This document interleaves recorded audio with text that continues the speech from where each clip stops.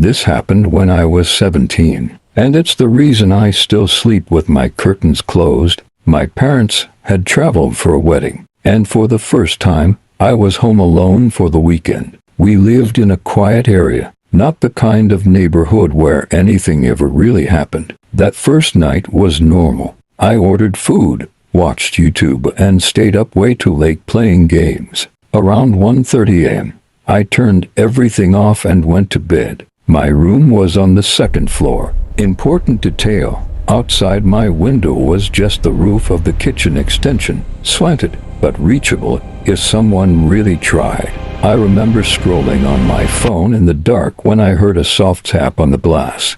Not loud, not aggressive, just a single tap. I froze, staring at the curtain. I told myself it was probably a tree branch or maybe something fell. Then it happened again. Tap, tap, same spot. Slow, controlled. I didn't move for what felt like minutes. My heart was pounding so hard I could hear it in my ears. I kept trying to think logically. It's the wind. It's nothing. Don't be dramatic, comma. But deep down, I knew something didn't feel right. I slowly reached over and turned on my bedside lamp. The tapping stopped instantly, comma. That silence was worse than the sound. I didn't have the courage to open the curtain, so I just stayed awake with the light on.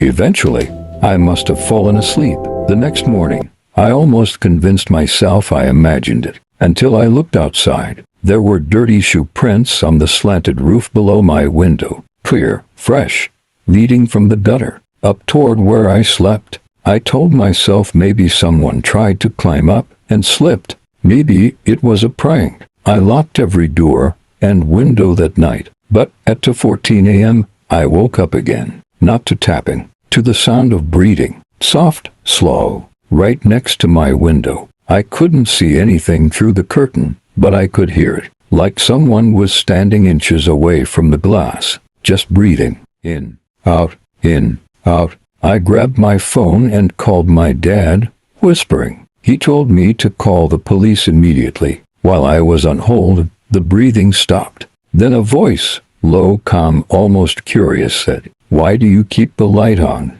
I ran out of my room and locked myself in the bathroom until the police arrived. They searched the area but didn't find anyone. But they did find something else. A wooden ladder hidden in the bushes beside our house, tall enough to reach my window. To this day, we don't know who it was. But sometimes, when I wake up in the middle of the night, I still have the urge to check my window, even though I live on the 4th floor now.